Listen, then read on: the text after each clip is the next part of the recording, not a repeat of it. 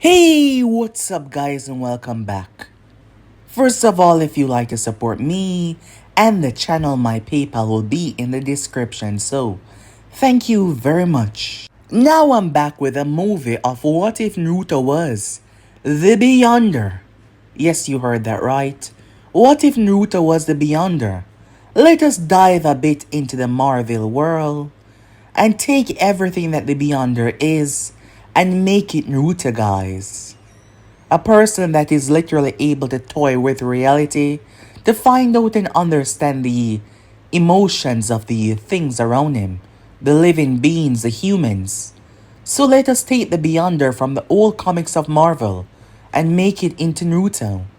So yes, if you want more movies like these, just go ahead, comment your movie and series ideas. So without further ado or wasting more time, let us begin this brand new episode. Well, movie. Now guys,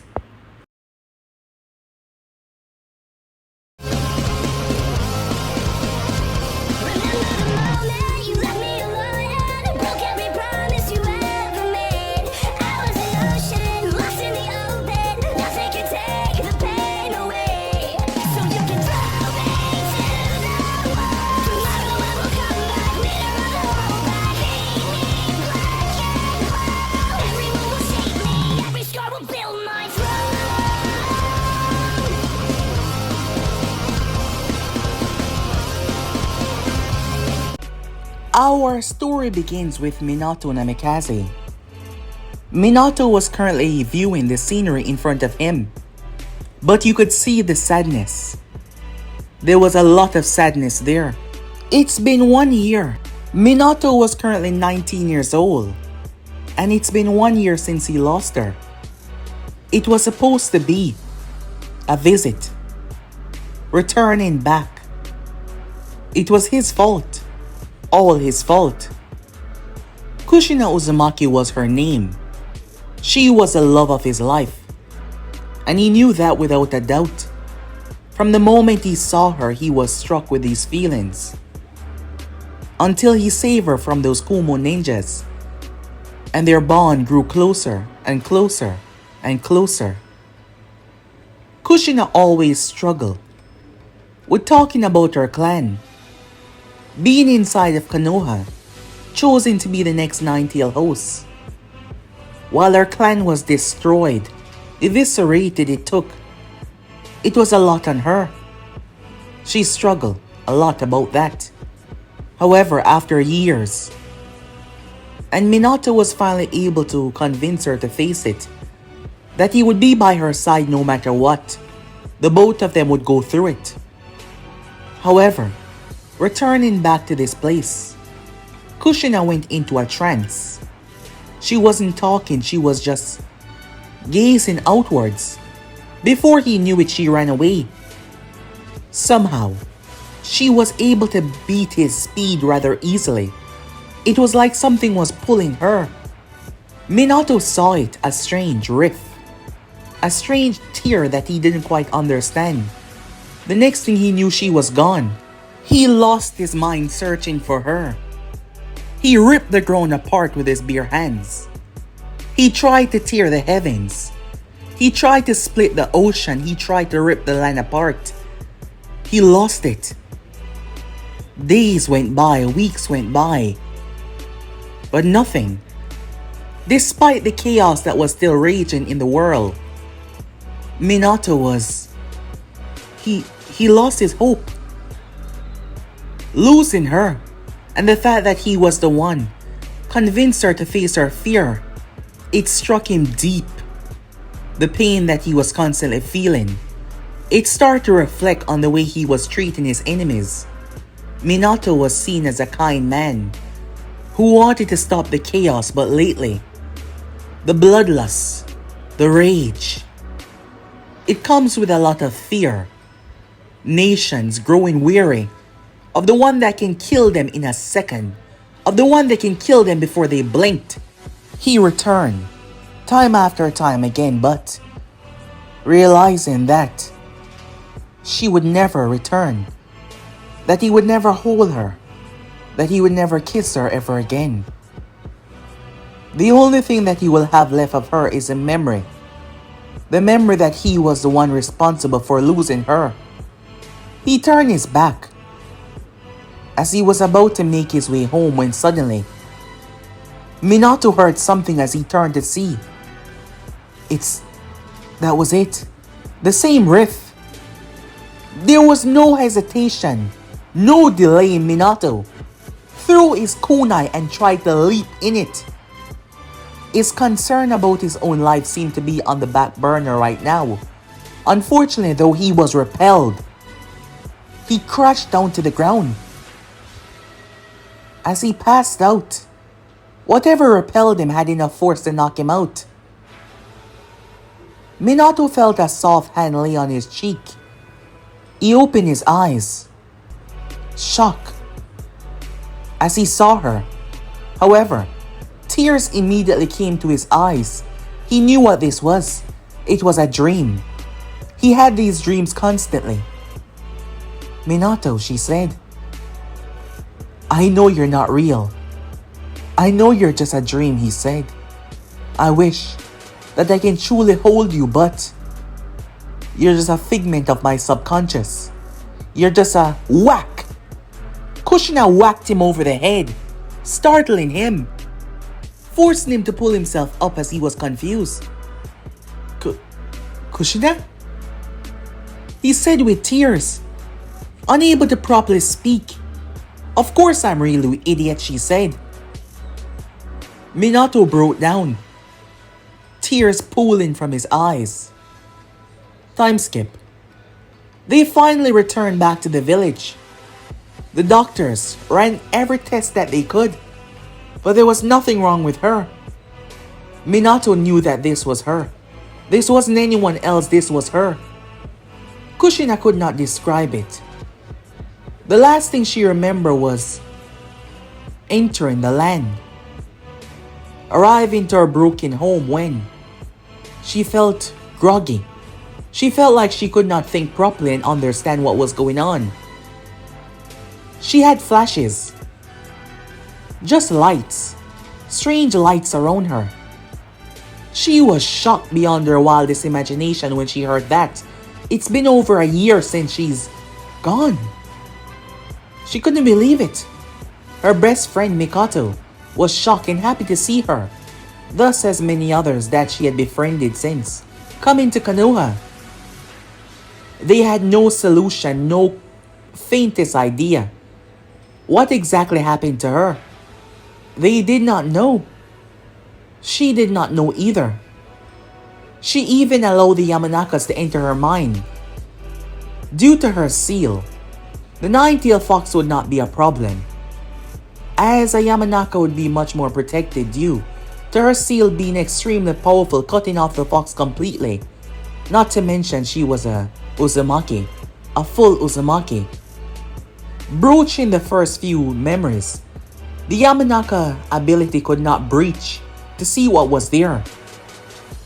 At the same time, it seems like the concept of what was there was gone, erasing a memory completely. That should be theoretically impossible. There was always something triggers or something that could resurface said memory, but the concept of it was simply gone. It could not be explained. The idea sounded quite ridiculous. Yes, it did, as no one could truly tell what happened to her on that day. And it doesn't seem like they were going to find out anytime soon. But they move on with life though. The feeling that he felt, what he went through, Minato knew that she was the one that he wanted to spend the rest of his life with. It wasn't long after that he proposed to her, and she loved him without a doubt. They got married. Time skip. I'm not sure what is going on, but I know that I'm not truly in the world yet. The moment the concept of him came, he knew that he was alive. Even before that, it was strange, hard to explain. He could hear them. His mother speaking to her own stomach, talking to him. trying to let her voice reach him. He supposed normal children would not hear. How he knew that, he wasn't sure. But he knew that. He could hear his father placing a hand on his mother's stomach, speaking to him. He could hear them. 9 months like that. When his eyes firstly was awoken to the world, he was born, already understanding everything about himself.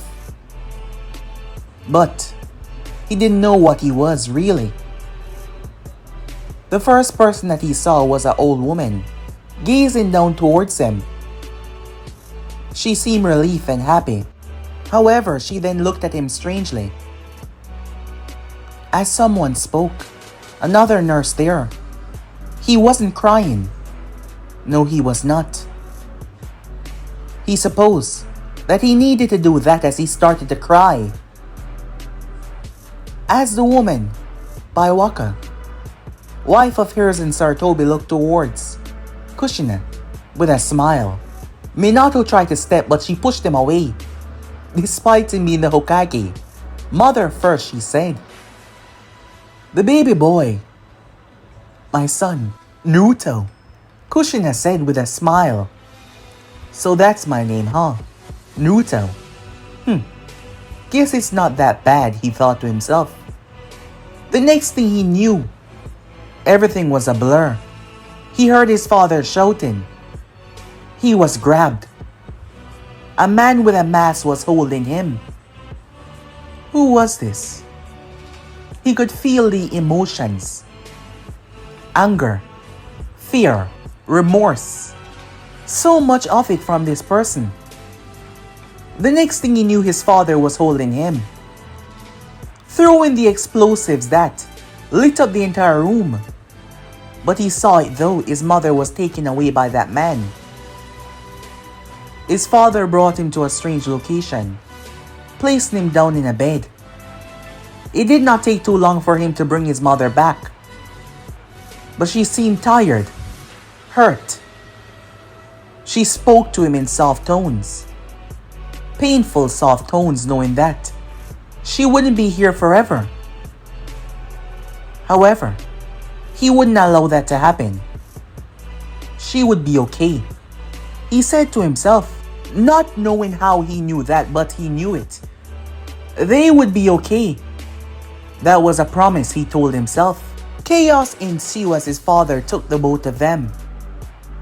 He could hear his mother saying that he shouldn't do it. But his father brought up valid reasons.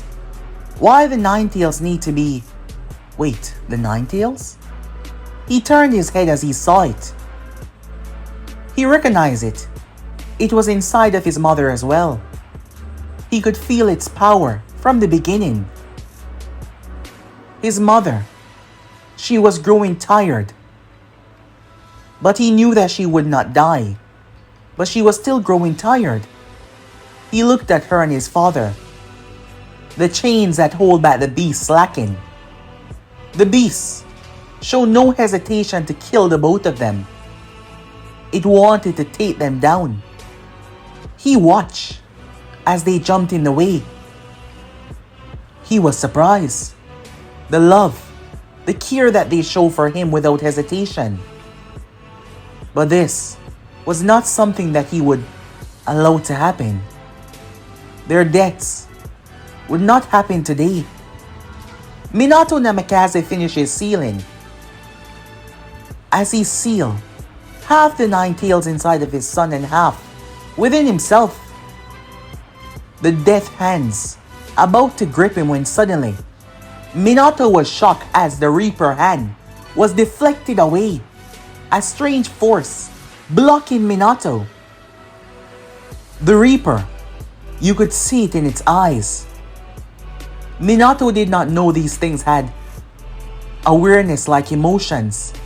It was angry, upset. It released a screech because his hands was burned, extremely so. Kushina was confused as she could not see it. Minato was the only one due to him performing the seal. The Shinigami had gripped the fox and split it, but when he reached to grab Minato's soul, it was reflected. Minato's eyes went wide as he shouted, confusing Kushina as the thing took the knife in its hand and tried to plunge it within Naruto, their son. Unfortunately though, the effects this time was drastic.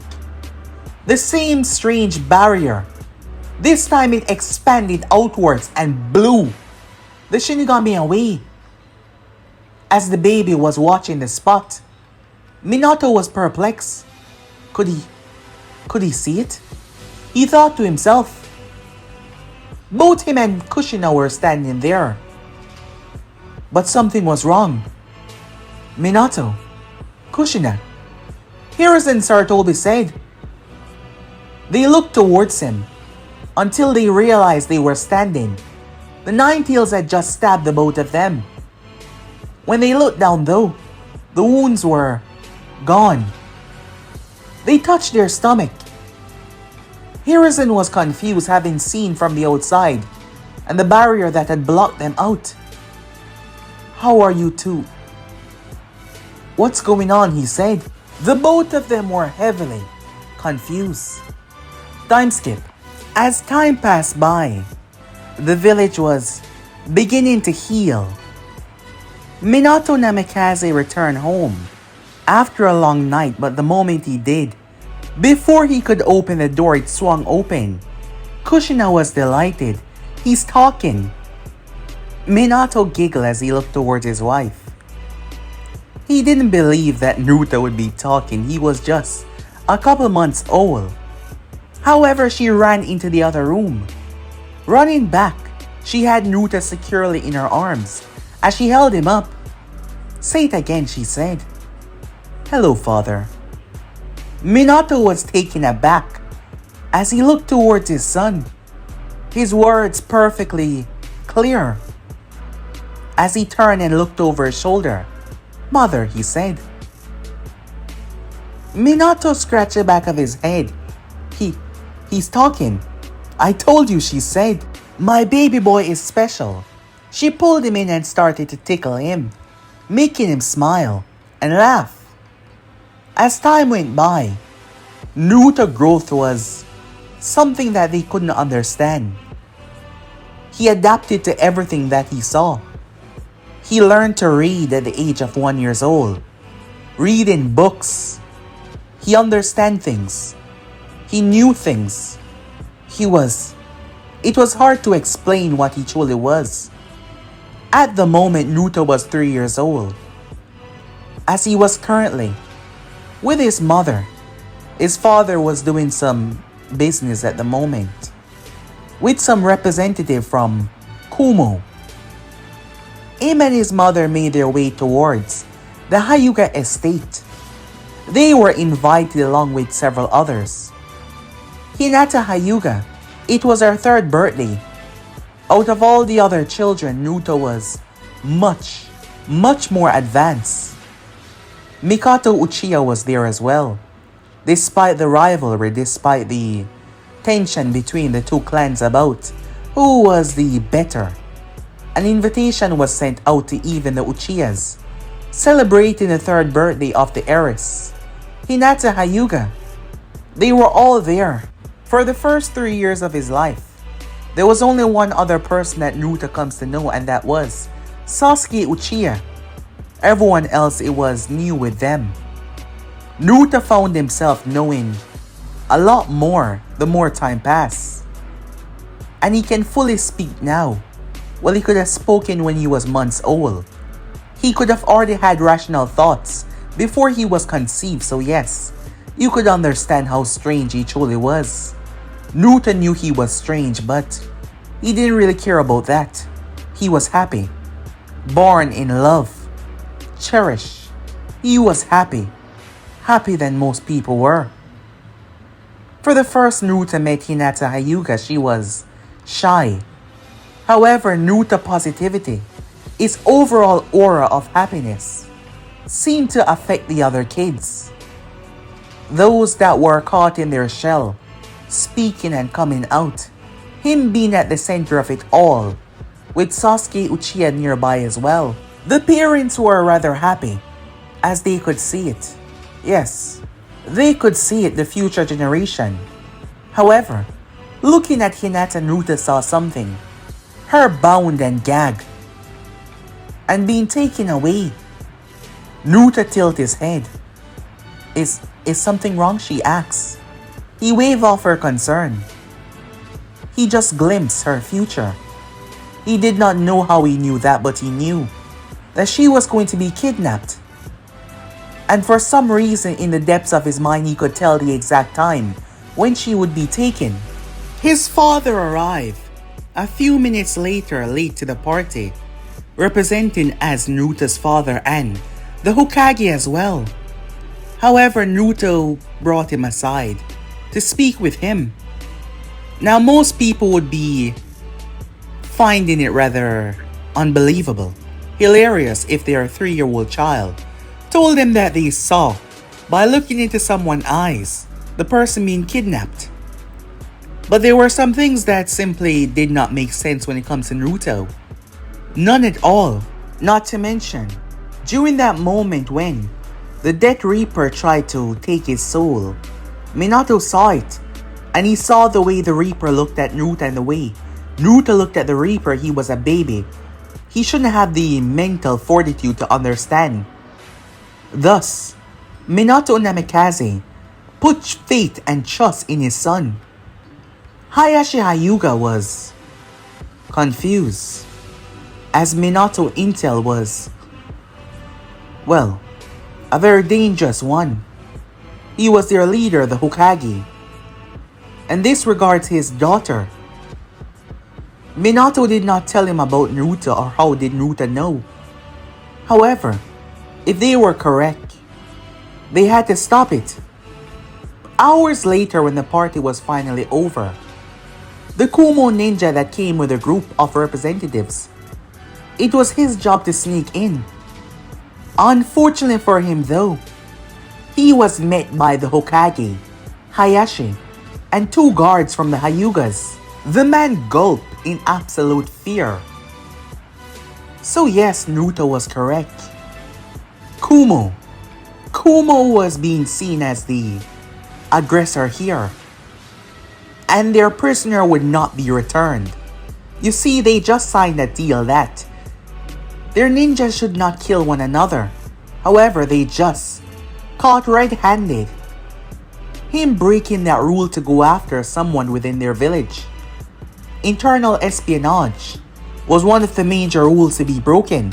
The Raikage denied having any knowledge of this. The man told them that he did so for the previous leader, that he hated the action of peace.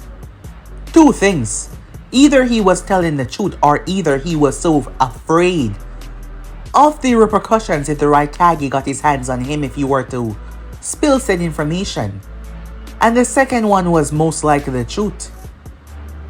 But they knew that the Raikage put him up to this. A last action trying to come over Konoha by acquiring their bloodline.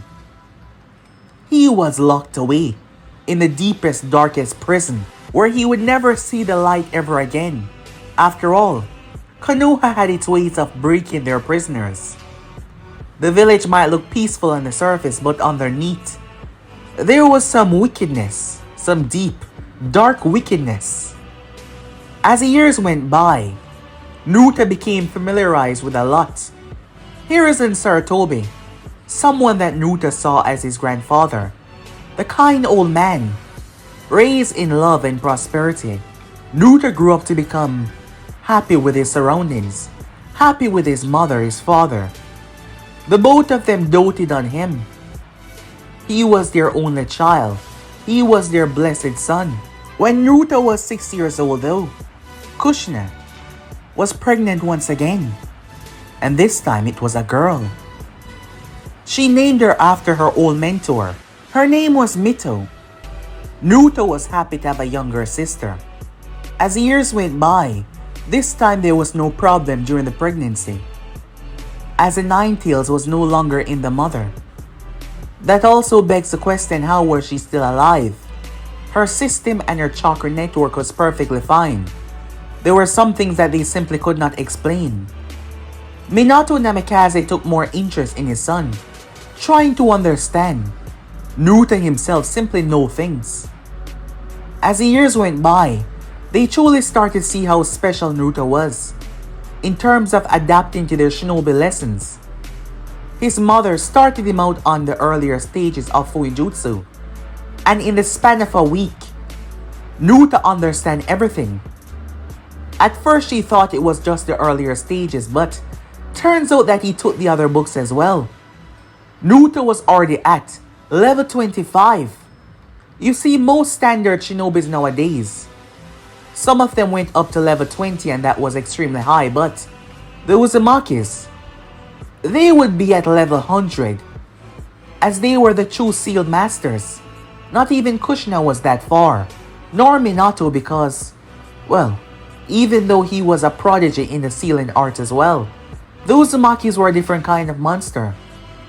The books that were at their disposal, Naruto was able to learn everything inside of it.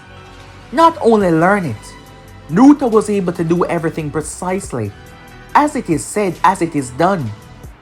Hiruzen and a few others knew about him, knew exactly how special Naruto was, and it was truly shocking.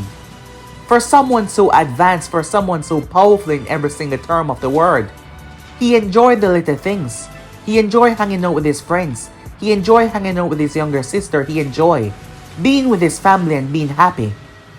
Naruto wasn't much for chaos and war, but he also liked to experiment as well, blending new techniques together, blending new jutsus together. They truly got to see his power when, a demonstration, Naruto was trying to show his father, but things went a bit too overboard. The concept of chakra always allured Naruto, always pulled him. But Naruto was not just using chakra. Naruto was manipulating chakra on a different level. The environment, on the other hand, as Naruto tapped into nature energy, combining the two which caused a collision. There was a wave of energy that was freezing everyone, petrifying them into stone. It is then that they got a first glimpse of Naruto's power as he was able to stop the wave, hold it together, literally grabbing the concept with his hands, before he pushed it back together. The flow of time itself seemed to fundamentally snap back, as the plants and trees start to revert back to normal, no longer petrified. Shock. Minato and Kushina, just standing there a moment ago afraid, but now they looked at their son. He did it so casually, so effortlessly, like it was nothing at all. As Naruto was no longer tampering with chakra, he was understanding the concept itself. He was above it. More like he was beyond it. Time skip. As Naruto was actually teaching his father, it is not just something that you can mold, something that you can use. It is something that you can understand. And once you do, Naruto held up one of his hands, a Rasengan form. Without any molding, without any creation, it just appeared. It just appeared into existence. It then multiplied. The next thing Minato knew, they were surrounded by hundreds of floating Rasengan. As Naruto demonstrated as one of them, carved right through a tree. However, the next second, the energy of the Rasengan restored the tree back to normal. Minato was amazed, truly trying to understand how Naruto was doing this. He voiced his question. On the night that you were born, I know. You know? Said Minato. My consciousness has been awakened a long time ago, said Naruto. I remember what happened. My desire was not to see the two of you hurt because I love you both so much. And it came through, said Naruto. So, you did save us. Minato said, happy, grateful. He didn't know what his son was, or how powerful he can truly become, but his son gave him the opportunity that he's desired for the longest time now. To have a family like this, to be a father. Losing his parents at a young age due to the war, Minato always wanted to be a part of something big, something that would love him, something that he would love, and his family. His family meant so much to him, and he was a leader of his home, the protector. His son was some strange, powerful person that it was hard to even understand, someone that can see into someone's future. The family was blessed. He advised Naruto not to show off his abilities like these. It would upset the balance of the world. Yes, Naruto would be strong, there was no doubt about that because of his lineage. But the true essence of his power, after all, he was still a child, would shock many. It would frighten many. Minato knew that Naruto was not like the normal children. Yes, he play around and do hide and seek and all of that, but he was also so intelligent. It was impressive how he was able to balance both of them. You could see the bond and trust that the father had in his child as he spoke to Naruto about the village and the unrest and the chaos in the village. It was since the Nine Tails attack. Many had saw the eye of the Nine Tails. Minato had tried his best to speak the truth, but the man that he fought, the one that was wearing a mask, only the council knew about this. But many was suspicious that it was indeed the Uchiha that was wearing a mask. One of them it was. Minato tried to stand up for them. It was said that the Uchihas were, well, by themselves. Time and time again, Minato was able to solve a lot of problems. If it wasn't for his actions, the village would have dropped into civil war a long time ago, but you had certain members of the council that, well, they want to see the extinction of the Uchiha clan. Danzo Shimura. How do you know that name? Minato questioned if Naruto was all-knowing, as he knew who he was talking about. Did you read my mind? No, said Naruto. I just know who you're speaking about. Blown away more and more, as father and son sat down and spoke. Difficult choices have to be made, or did they? The Uchihas were gathered, time after time again being disrespected, being treated like they were less. Minato Namikaze was the only reason why chaos hasn't reigned in the village just yet, as Minato was holding back the fury of the clan. Once again they were gathered, ready to discuss. Itachi Uchiha, someone that has been working with Minato, as he was trying to find a peaceful way to save everyone, to not cause bloodshed and chaos. Itachi wasn't alone though. When he entered, someone was beside him. They had spoken to Itachi, bring him into the fold. There was someone else as well. He was the one that closed the door. His name was Shisui Uchiha. Minato trusted these two without a doubt, allowing them to truly see who Naruto was. Immediately, there was an uproar in the room. Shock. Unbelievable shock. Fukaku looked towards his son. The other members rose to their feet.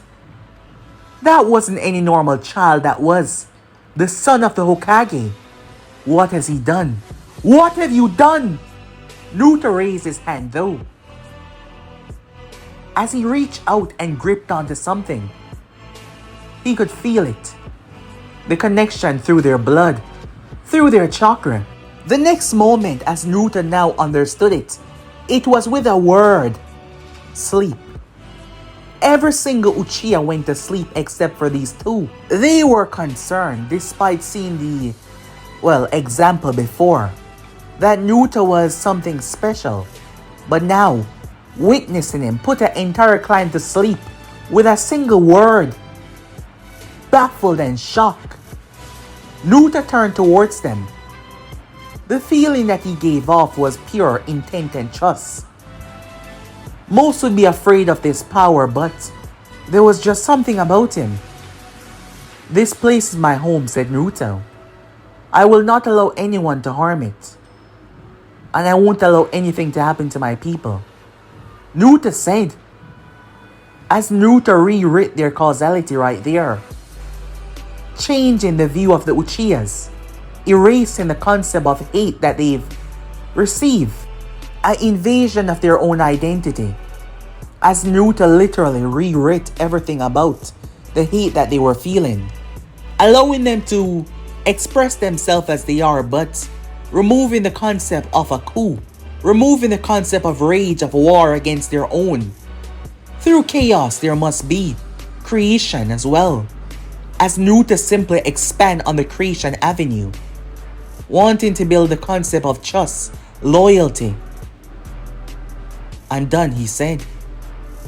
The next day, Danzo Shimura came to the office, as he was brought there by Minato, sending a word to come here. Danzo wasn't a fan, not in the slightest. Hiruzen had retired and was living out the rest of his life, done with fighting, living with his grandchildren and his children. He missed his wife. He would be with her soon, but for the time being he would be here for the ones that he loved. And Minato was nothing like Hiruzen, allowing Danzo to get away with the things that he has gotten away with. What is the child doing here? Shh. Naruto said as he put a finger to his lips. Danzo crumbled like a piece of paper. Minato looked at his son. Moments later, Minato and Danzo and Naruto were in the root base. Every root ninja was currently standing there. I'm ready, said Naruto. Time skip. All of the members were gathered, as Danzo Shimura retracted his proposal. In this time, we need more unity, he said. Many were shocked by this. Our strength has wavered a bit since the Nine-Tails attack, but we will not allow that to overcome us. We shall use it as our strength. He pulled his proposal back to have the Uchihas push farther out of the village. They need to work together. Fukaku saw it. The sign of trust that was being shown. Hiruzen was shocked as he heard this.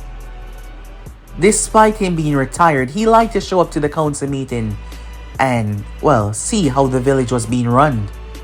He was the former Hokage after all. However, the people were happy about this. Unifying the village did, as Naruto has been reaching into the sections of the village. Naruto and his family live in a rather better part of the village, but Konoha was large. Minato started to show that they need to unify as one. That means no man get left behind. Time skip. We get to see Naruto behaving like a child, as he's with Jiraiya, hopping on a toad. The both of them simply having fun. His baby sister, giggling and reaching out, as Naruto took her in his arms, holding her carefully. Kushina was happy. Life was wonderful. Finally, Naruto was going to be a ninja. He should have been a ninja a long time ago, but Naruto did not feel any urgency, any rush. He had friends, a lot of friends, as there was a lot of people that wanted to know him, inside and outside of the village. But there was also a lot that desired to take his life. Since his birth, there has been several assassinations, but none of them has ever truly reached him. There was too much defense, too much power. The root ninjas have accoladed into the village, joining and becoming ninjas and productive members of society. Naruto was really something special for what he did. Danzo was, yes, he was the Danzo that they formerly dealt with, just different. Naruto did not kill Danzo or change him after killing him. He simply stripped it away. The hate, the rage, the jealousy. Naruto could tamper with emotions, tear away emotions like it is nothing. Minato trusts his son without a doubt. The faith that he put in his son, the trust, despite Naruto being so young, was no joke. As Kushina wasn't aware of everything, but she knew that Naruto was special as well. At the moment, Team 7 consisting of Naruto, Sakura Haruno and Sasuke Uchiha was taking their first mission outside of the village. Wish luck as they made their way on. Their client was a bridge builder. Their first target was the Demon Brothers, erupting out of the water. They grabbed Kakashi, as Naruto watched as Kakashi was ripped apart. But Naruto could see what they could not. Sakura and Sasuke were stunned, but the Demon Brothers did not let that slow them down. Miyaizu came at Naruto with his chain. Unfortunately though, Naruto increased the weight of the chain by looking at it. Miyaizu's arm was broken under the force. He collapsed down. Naruto held his hand up as the chain bind him. The other one, surprised, was knocked by Sasuke. Naruto expanded the chain, adding more links and binding the both of them together. "I had him," Sasuke said. "Come on, what are teammates for, if not helping out one another?" Naruto turned towards Sakura. "Are you alright?" he said. She blushed. Quite handsome and popular in every single way. Sakura blushed as she nodded. It was a blessing being on a team with the two most handsomest boys in the class. Their friends, their rivals, competing against one another. It was a little rivalry since they were younger. Despite Naruto being light years away from Sasuke, it was fun. Naruto enjoyed it. He enjoyed the exploring of the feelings that he got from everything. Their mission continued on though. As they arrive, "I've been so caught up." Naruto could feel it. He's been so caught up in the village, but since stepping foot into this vicinity, Naruto could feel it. The pain, the suffering, the anguish. His father and mother prepared him mentally. That was the only thing that Naruto truly lacked, was a mental understanding. But they guided him and taught him well. The world was filled with bad people and bad things. But it was people like him that brought goodness to the world. And he was one of the best. They made him know that he was special. Made him understand that he was something that was hard to truly describe. Naruto could tell that already. He could feel that. Knowing that he was beyond most of everything. He did not see the world the way they did. He saw it in a different level. Most people saw time going in one direction, but Naruto saw it going in multiple.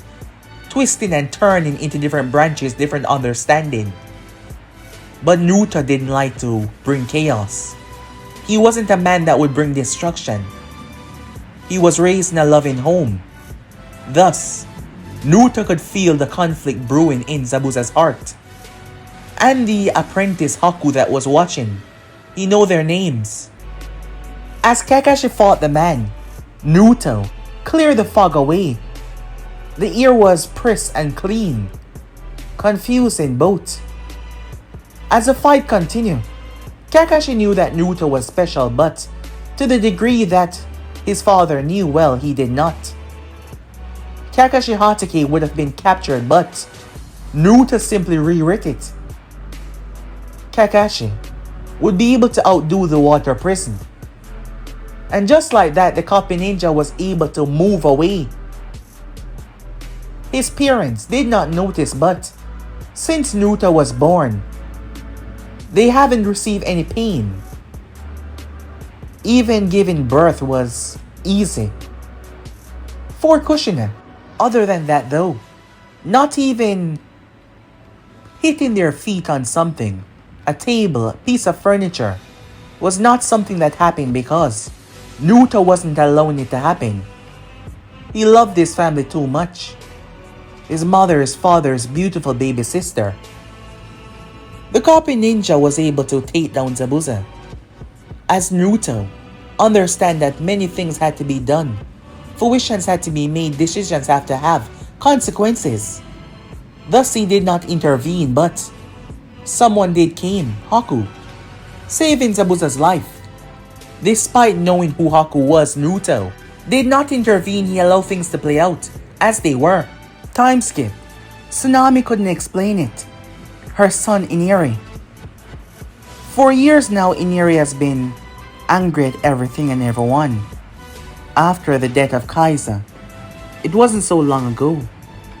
After his death, Iniri gave up on hope, but as he exploded at the dinner table, this young man, Naruto Namikaze, hugged him. Iniri fought him at first, but he broke down in his arms and started to cry. As Naruto touched, it was calming the boy's very soul, allowing him to release the negative emotions, allowing him to release the pain that he was feeling. He wept and cried, something that he needed for the longest time now. As they spend their time, they are getting stronger. Naruto ventured out. He patted the seat next to him. "I know who you are," he said, as he lay against a tree. Haku, without his disguise, arrived.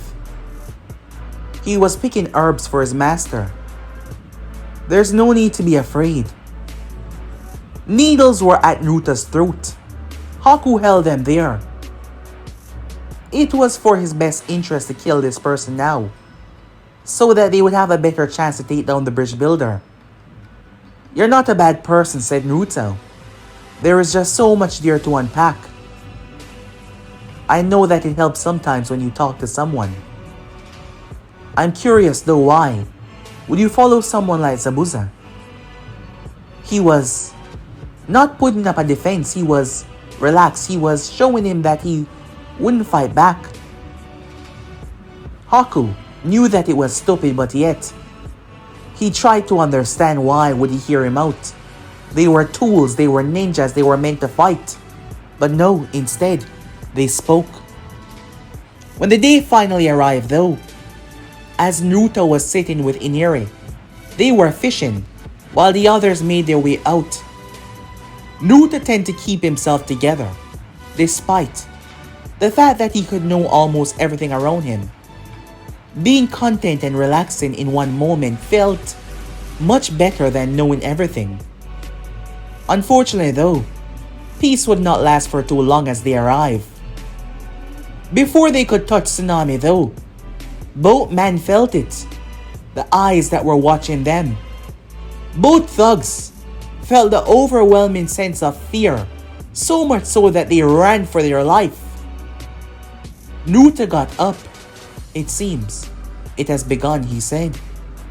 On the bridge, finally he awakened his Sharingan. Fukaku has been different. Focus more on his family. Focus more on the care of his clan more than the chaotic feelings that were trying to consume him for the village, because as of recently things start to go well. Thus, majority of his hatred was no longer there for many things within the village, which caused him to be a better father, a better husband. Sasuke was struggling to prove them that he was just as good as Itachi. There was a bit of jealousy there, because Itachi was good at everything. He was the best. Sasuke wanted to prove that he was special as well. Naruto arrived on the bridge, just in time to stop the needles, literally freezing them where they stood. "Are you alright?" Naruto said. Sasuke plucked a needle from his arm. "I'm fine. I can take him on myself." Naruto looked towards the Uchiha. "You're stronger, faster, and your eyes. Well, the Sharingan is really an alluring sight," said Naruto. The both of them were speaking and having a rather casual conversation, like they weren't in the midst of the, enemy. "I apologize for taking this one, but I know who this is. Haku, we really don't have to do this." "I can't stop. What is going to happen?" "You shouldn't have let me walk free. You should have tried to kill me right there and then." There's no need for that, said Naruto. There's no need for all of this. Naruto reached out and placed a hand on Haku's shoulder. Haku was stunned as Naruto stood in his mirror. He couldn't understand, however, his loyalty to his master. He struck Naruto within the chest, knocking him out.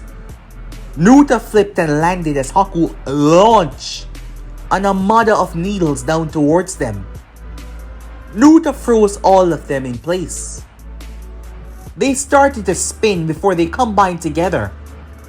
They expanded outwards like a goo and smashed through every mirror, forcing Haku to land on the bridge.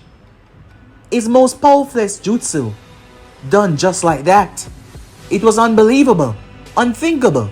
The next moment, Naruto picked up an ice cube. Yes, a crystallized ice cube. However, this was Haku. Yes, you heard that right, Naruto turned Haku into an ice cube. As he made his way, he arrived to see the battle still going on. The mist immediately started to clear, revealing the boat that was heading their way.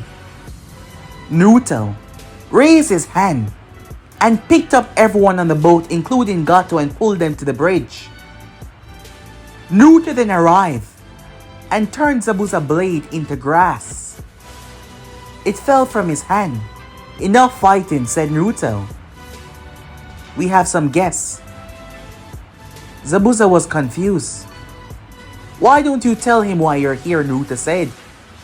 Before Gato could protest, Naruto extended his hand and Gato's eyes turned white as he started to speak his true intentions, angering Zabuza. I can feel the darkness in your heart. The lowest of the low of mankind, said Naruto. All of you, scum, garbage. Naruto stepped forward. Naruto's morality was to keep the peace. The way he was raised to protect those that he saw that needed protection. But you had these things in the world that deserve to be unwind, undone. Violent screams ripped from their throats as Naruto literally undo their essence. You could see their body breaking up in particles, and every single second of it was pure, agonizing pain, anguish, and suffering. Zabuza, startled, shocked. Every one of them were gone. Their clothing, everything about them was just erased. Even Kakashi was stunned, baffled. There's no need for that, said Naruto. He stepped up towards Zabuza and handed him his blade. Zabuza took the blade, wondering if he should swing it or not. Mei Terumi is a leader of the rebellion forces. She's been searching for you. She wants you to join her.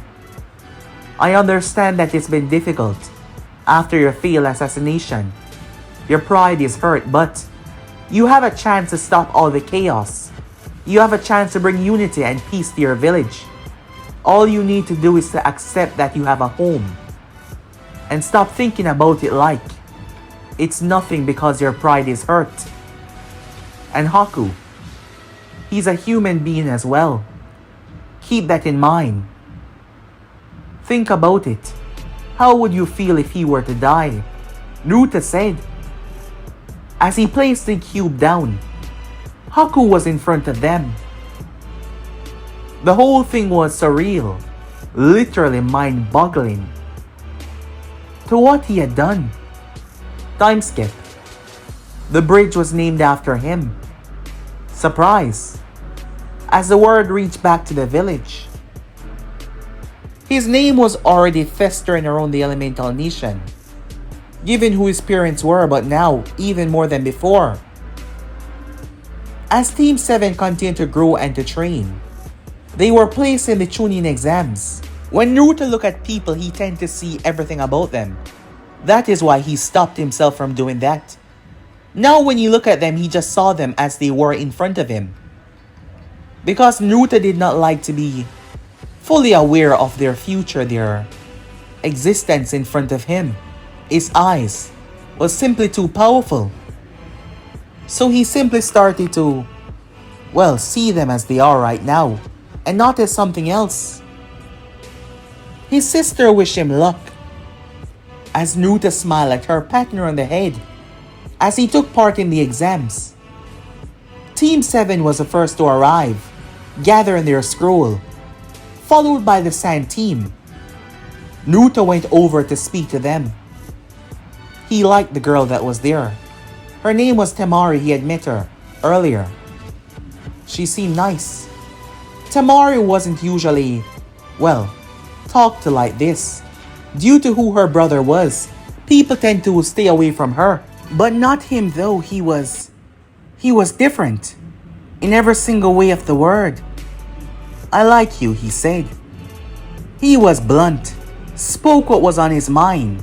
She was taken aback. You barely know me, she said to him. I know, but I like talking to you, he said. There was something about her. The main reason why Naruto stopped looking at people to see their, well, entirety was because he could see what would happen between him and them. And there were a couple of people that Naruto looked at. And let's just say that seeing your future and knowing every single second that might be planned out was not something that he desired, as Naruto literally rewrote fate by simply changing things. He made it very well known earlier on that they were just friends. Say for example Hinata or Sakura, or even Ino Yamanaka as well. As Naruto approached them in a way of friendship and not in a way that might lead them to believe that he desired to be with them, because they were his friends. However, Temari, she caught his fancy. After all, his godfather was the world's greatest pervert. He taught Naruto a lot that his mother beat the living crap out of him for. But Naruto got a lot of lessons from him. It was known as the School of Teaching for the most handsomest people in the world. Their conversation did not end as the preliminaries were taking place. Kabuto Yakushi, he left the area, as Naruto was watching him. Well, there were certain people that he did look at to see everything, because he was fully aware that Kabuto was not injured in the slightest. Naruto could see his entire body from here, and there was no abnormalities. Even the bandages were on nothing but perfectly blemished skin. So yes, he was lying, and Naruto could see why. Naruto, everything around him paused, as he literally stepped into Kabuto's existence. Seeing his thoughts, seeing his past, seeing his future. And there was a lot to unpack there. However, Naruto also saw the suffering that Kabuto has been through. A lot of people really has suffered in this world. So much. However, his actions were still horrible in every single way. Some people have been through it and went through it with a clear mind, even with so much pain behind it. Kakashi Hatake, prime example. But Kabuto on the other hand, the moment Kabuto stepped into the other room, he transformed into a small little bird. As he flew back inside, he was so small that he was not detected. He landed on Naruto's little finger. As Naruto placed him within his palm, Kabuto was gone. Naruto did not kill him, of course, just keeping him for the time being. After all, learning about your village being attacked. Naruto's opponent was Rock Lee, as Naruto did not use a single ounce of power, just his raw strength. Well, he held back drastically though.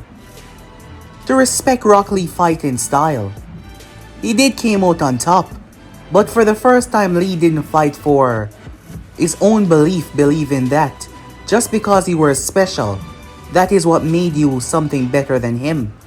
Lee fought because he loved the art of fighting. He loved the style of taijutsu. He fought for that reason. It was the first time he was fighting for that, as he wasn't protecting anyone. He wasn't being upset that he wasn't born a prodigy. He was fighting for that reason alone. 1 month went by rather quickly, as Naruto was in the finals. His opponent was Neji Hyuga. Neji Hyuga was a prodigy, and that was very clear. Special, as he was one of the greater ones of the clan, young. Neji was raised with his father, taught to respect the main branch, taught to understand the world. He still believes in fate, the concept that they were all bound to something, but Neji ideologies were peaceful in a way. There was a lot of hatred and regret in a lot of the branch members, but Neji's father was different, being the brother of Hayashi. Yes, he was different. The both of them fought. As Neji couldn't understand Naruto. Looking at Naruto wasn't the same thing that he saw when he looked at the ordinary shinobis. Neji could not see his chakra. Neji could not see his movements. When he tried to pat out Naruto's steps with the Byakugan, when he tried to guess Naruto's movements with his own mind, Naruto seemed to do the exact opposite, but when he did the opposite of his own guess, he did the positive. It was hard to truly understand. It was like Naruto's existence itself defied anyone from truly understanding him. The match was over. With Neji on the ground bested, there was no prime or reason, there was nothing that he could say that would define the reason why he lost today. Their battle ended there, giving Neji new perspective. As Naruto sat down, watching as Sasuke went up against Gaara, Naruto had seen the one-tailed Jinchuriki. Temari was his older sister. Naruto liked her. Yes, he liked her very much. She was kind, sweet. But also she was concerned. She knew what was coming.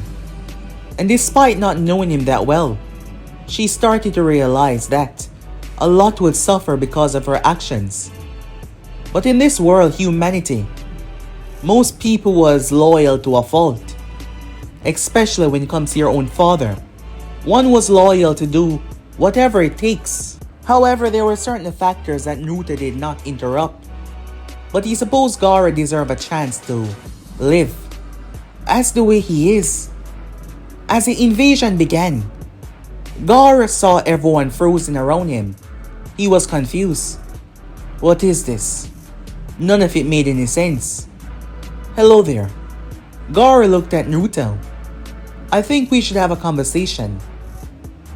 To everyone else, nothing happened, but Gaara and Naruto spoke for an hour and a half. And once Gaara saw the world, 3 sound ninjas appeared behind Naruto, seeing him as the enemy, but the sand swallowed them. Sasuke was about to attack, but Naruto raised his hand, stopping the Uchiha. He's no longer our enemy. Gaara's sand exploded out, grabbing Sound Ninja after Sound Ninja. His sand shoot into the air. Words were written into the sky. They were tricked. Yes, they were tricked by Orochimaru. The village, his people will not fight Konoha today. Many were shocked by that. Their Kazekage was gone. Many did not trust Gaara, seeing him as, yes, a monster. He's done horrible things in the past. Now filled with regret, filled with so much emotions because Gaara got to see her. He got to see his mother. As Naruto could feel his pain, Naruto decided to give him a gift. Give him the love that he never had. Naruto draw the love. The soul fragments that were sealed in the, really crazy seal inside of his stomach. Naruto draw her essence and use it to forge her concept into reality. Temari and Kankuro landed as they saw Naruto there with Gaara. They saw his sand, they saw the words. Temari looked away, disappointed to look Naruto in the eyes. There's nothing to worry about, he said. I understand. And as I said, Gaara, everyone deserves a second chance. Gaara looked up as he saw her. The same person that he saw within the frozen time. But she was now here. He was confused. He didn't understand. He looked at her, Mom? Temari said. Naruto stepped away. Kushina and his younger sister were fine. Not a single soul could go near them. Without completely unraveling, the enemy could not touch them. However, it wasn't just them. As Naruto turned his focus on the village, they vanished. One by one. As Naruto closed his eyes, the sound ninjas started to vanish until all fighting stopped.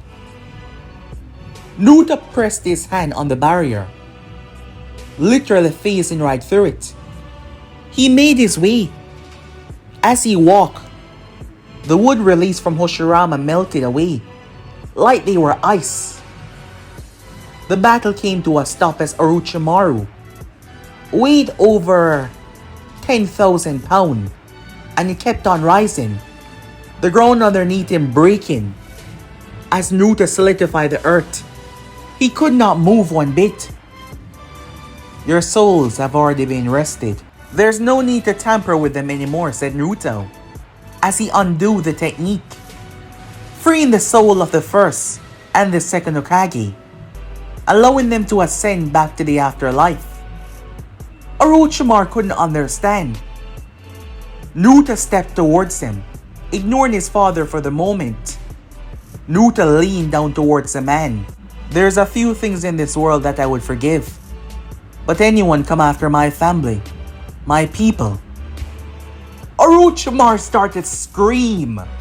Flames started to burn him, but those weren't normal flames. Ever pain, ever suffering that he's inflicted upon people in the past. He felt their pain, he felt their anguish, he felt their screams. The flames did not kill him, but by the time that they were done, Orochimaru was begging to be erased, begging to be put out of his misery, his mind, unable to truly understand the strain of what he was currently feeling. Naruto raised his hand in front of the Sannin's face. You could see the blissful happiness as Naruto removed his essence by unraveling him, breaking him down on a level of structure that the humans simply could not understand or fathom. Naruto wiped him away, erasing his concept completely. There was no one left. Not a single Konoha ninja lost their life. As Naruto turned towards his father with a smile, Minato was already aware of this due to Naruto kidnapping Kabuto, as the plan was already set. But Naruto wouldn't allow anything to happen to anyone. He understand allowing the ninjas to fight for their home, but this was an invasion, so he stepped up. The populace was truly shocked. Yes, they were, as their people came out alive and kicking. It was a mystery to who did this, but some was already fully aware. After all, some knew Naruto rather well. It's okay, said Naruto, as he spoke to Temari. She was apologizing. She couldn't tell him. She thought he would never want to even see her face again, but no. She couldn't understand him. Well. And who is this that we have here? Kushina said, appearing out of nowhere. Kushina finally wanted to meet the girl that her son was fancy with. Despite how powerful he was, Naruto gulped. Time skip. This was their first date. A year and 2 months after they met. It was their first date. Naruto could see his mother watching them. But it wasn't just her. The San-3-year-old mother was there as well. Naruto had literally brought her back from the concept that was stored inside of Gaara. As both mothers were watching their children, both of them seemed to get along. Their personality was similar, especially when it came to protecting their children. They were watching them, but it wasn't just them. Sasuke was also watching as well. wanting to see this so-called big date. Kankuro was also there with Gaara on the other side, neither of them knowing about one another.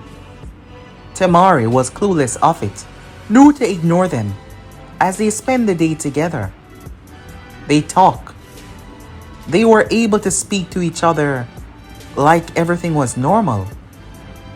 Naruto knew there was a reason why he liked her. There was just something about her. Something that he liked very well. Spending the day together hanging out.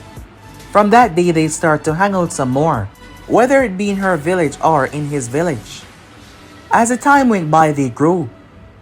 And the third Hokage passed off. It was his time. It was his problem for smoking so much. However, he was okay with it. He wanted to rest to see his wife, to have the blissful endless sleep, and to pass on and see his beloved once again. The children had grown up. However, as a peaceful time seemed to start up, problems start to rise once again. Jiraiya came back with some news. Jinchurikis were being taken. Tsunade Senju was back at the village. The woman has been through so much. As Naruto allowed her to face her problem, allowed her to face her past. Literally. In the end, she overcame it. Returning back as someone first, someone new. A desire that was never there before. Jiraiya went out to find out what was going on with the Akatsuki and who was the leader of this organization as they roam within the shadows. Orochimaru's entire operation was erased due to Naruto. Everything that Orochimaru dabbled in, all of the suffering and pain. A lot of people were sent back to their homes, but the family had a new addition. Her name was Karin Uzumaki. She was sold by the Land of Grass to Orochimaru just a tiny bit before she was rescued. Yes, just a tiny bit before. Karin was shy at first, extremely so. But as years went by, she come to accept herself as a part of their family as they accepted her. She was a Uzumaki. There wasn't a lot of Uzumakis in the world. At the moment, Naruto was sleeping. But he was not alone, as the compound was rather large. Naruto wanted some privacy. Kushina hated that he was growing up so fast despite the fact that he was already smarter than most people when he was 1 year old. But Naruto did not move away, he simply moved into one of the other homes. After all, the compound was pretty large. Temari was there. This was new, this was very new. The both of them were 16 years old. They've been dating for some time now. It was actually 2 weeks ago that they decided to spend their first night together. It was something new for the both of them, but an experience that they would remember forever. In Naruto's case, literally forever. However, Naruto was awoken. He could feel it. Naruto vanished out of bed, fully dressed. In his wake was a little plushy toy of him that Temari caressed. Naruto did not want her to worry. At the sand, Gaara was facing off against Deidara. As the both of them clashed, Deidara was having a hard time due to the full control that Gaara possessed, courtesy of Naruto, breaking his restrictions. However, angered and pissed off by the weight, Sasori stepped foot in the village. The problem rose.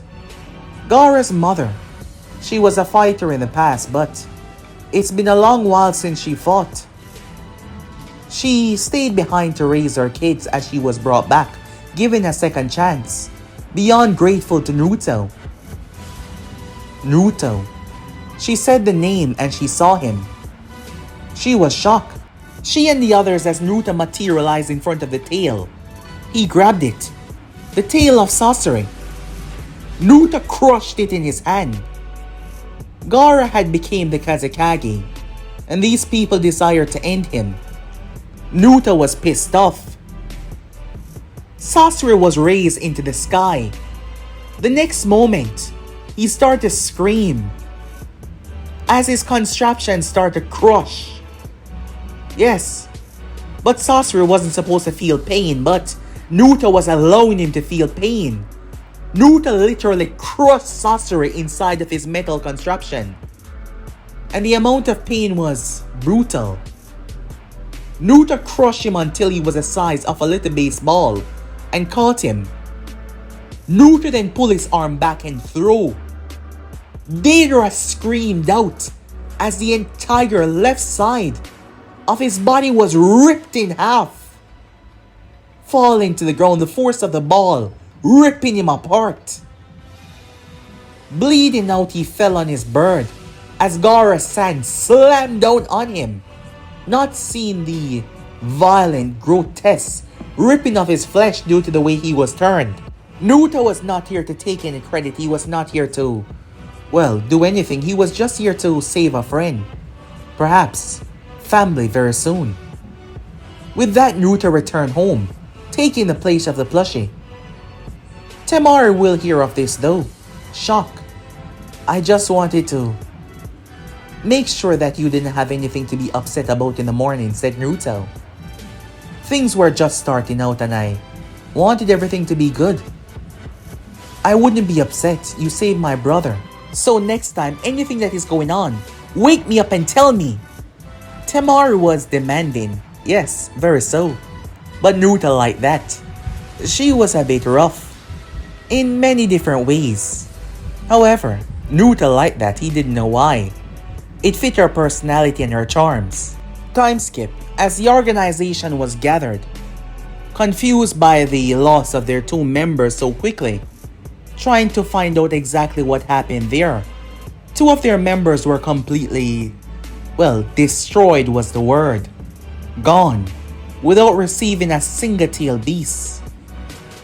Kisame was along, with his partner. Her name was Reina, missing Nin from Kumo. You had the unkillable duo. A lot has already changed for the organization. Their forces weakened, their members dropping. Yes, two of their most important members, Deidara because of his, aerial assault, and Sasori because of his spy network. So this was bad for them and not looking good in the slightest. However, before Naruto left, he got one thing, the ring. He took it from Sasori, the ring off his finger. Naruto could feel the transmission. He was in the office along with his father and Jiraiya. Despite the power that he had, Naruto was a person that filled in people around him. Naruto could feel the power. Where it emanated from, he could feel the source behind all of this. It was the land of rain, the origin of the organization. Naruto could also feel the pain and chaos. He could feel the suffering so much to each member that wore this ring. However, Naruto allowed himself to glimpse into them, and he saw Obito Uchiha. Naruto did not tell his father about this, understanding that this news would rock him, his mother and Kakashi very well. It would rock them.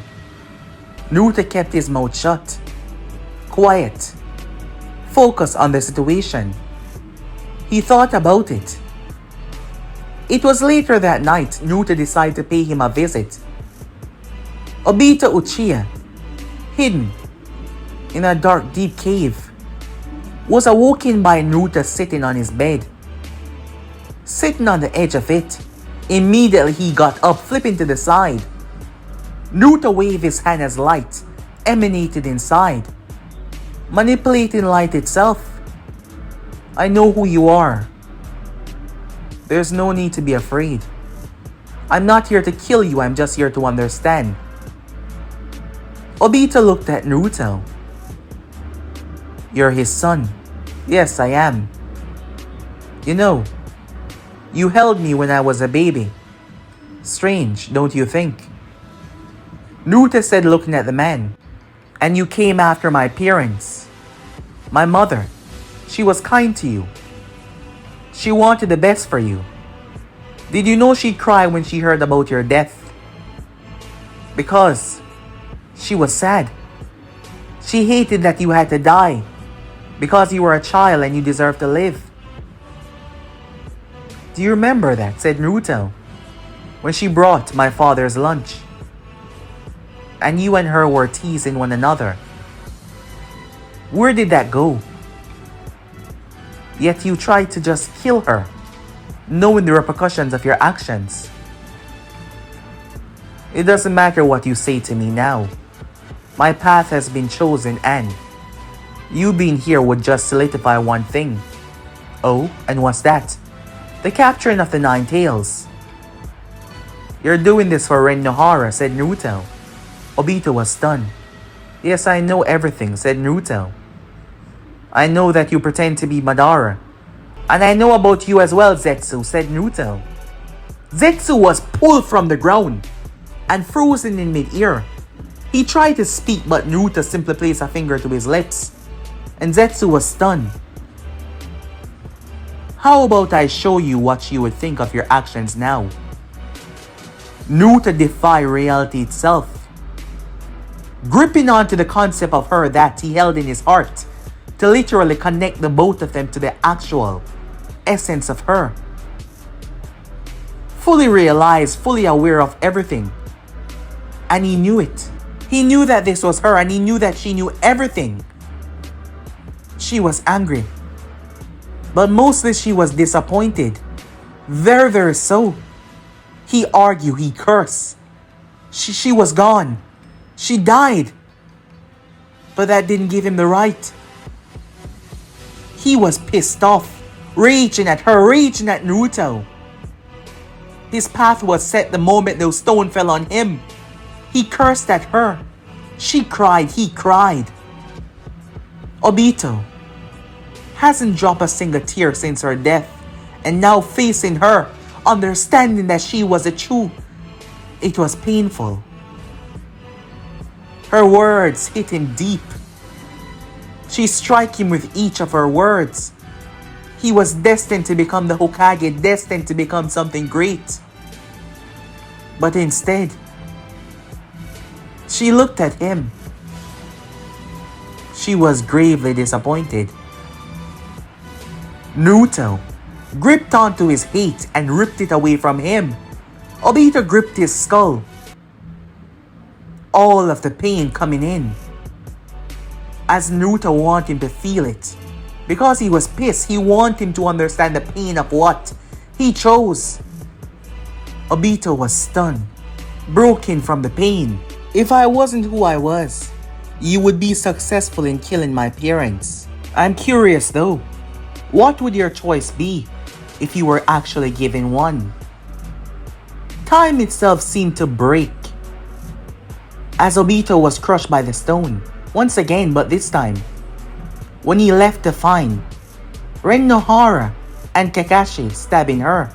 That did not happen. Instead, the ninjas that were racing towards them, they were gone. Ren wanted Kakashi to end their life, but something happened.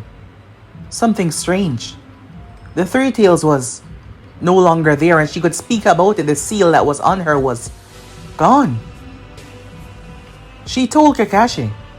She was confused.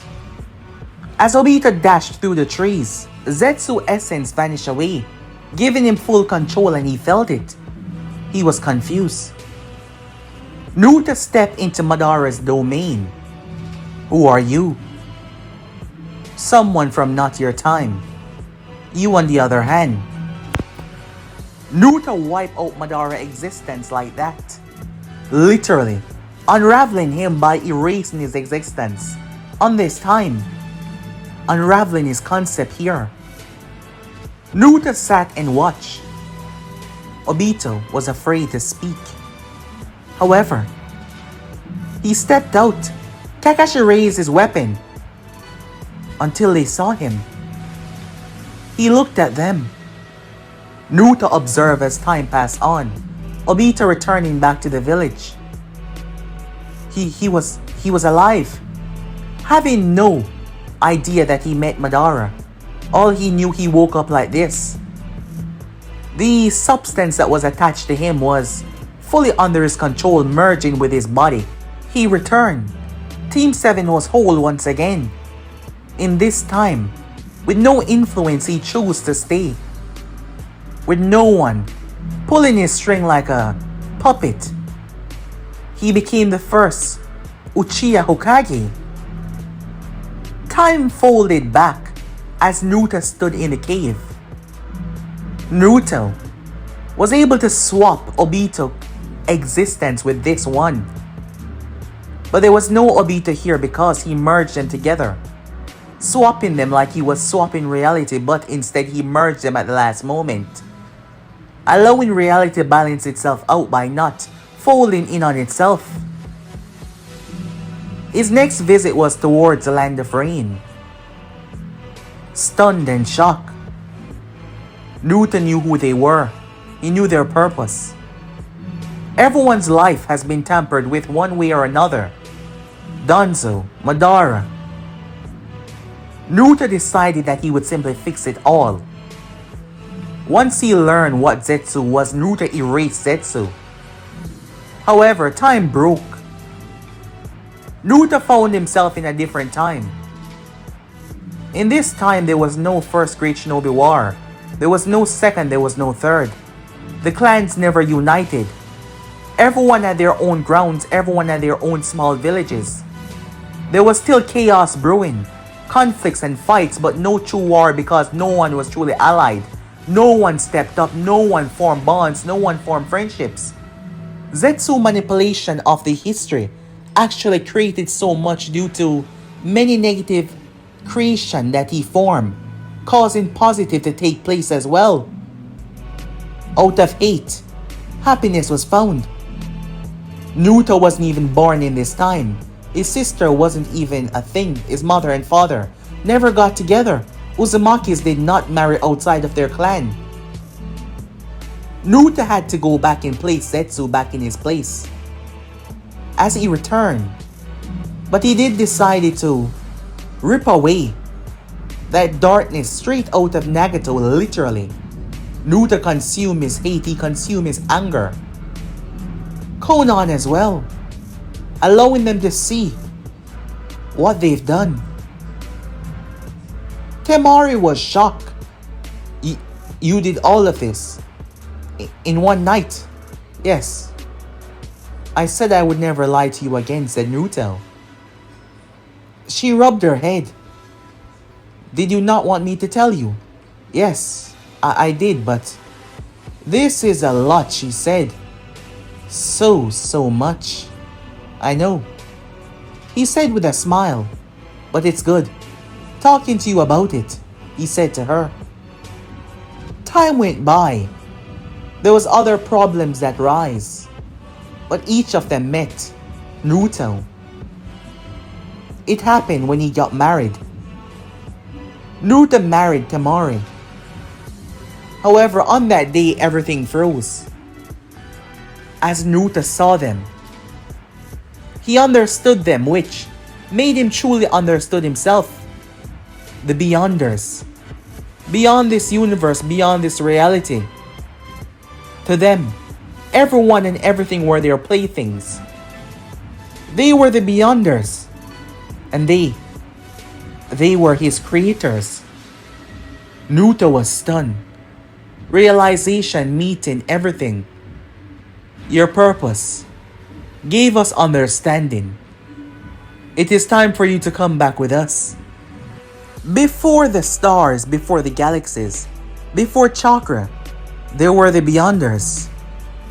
Omniversal architects. Outside of creation, above narration, beyond understanding. They created universe like artists create a painting with a brush. However, they could not truly understand emotions. They saw it but experiencing it, and it frustrated them.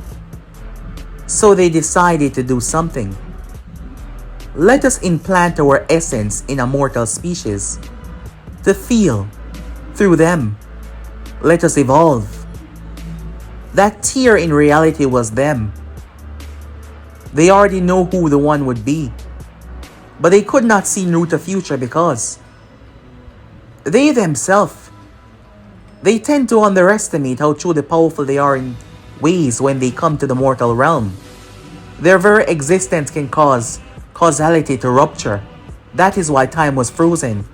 There was too much of them in this one place. However, no. His words shocked them. Do you understand what you're saying? Yes. I know what I am, but I'm also human. I'm also something that you, it doesn't matter by your views or objective set of eyes, will never truly understand. Naruto said to them, and I will not come back. Their anger was being tested, but their emotions were different. You could feel it by the crumbling of the sky, but then it stopped.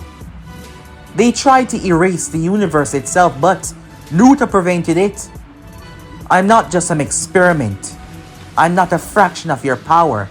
I am what you are, said Naruto. You created me, not fully understanding the depths of your meddling with humans.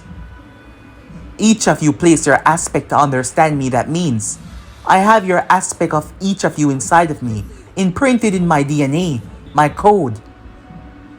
Naruto said, and with a step, he shook their existence. He could not kill them though, but they could not kill him. Now, be gone, Naruto said.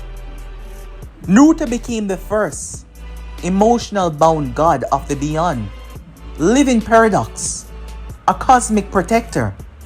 Naruto banished them back to their realm, preventing them from stepping into this reality as long as he held grasp here. Are you okay? Temari question.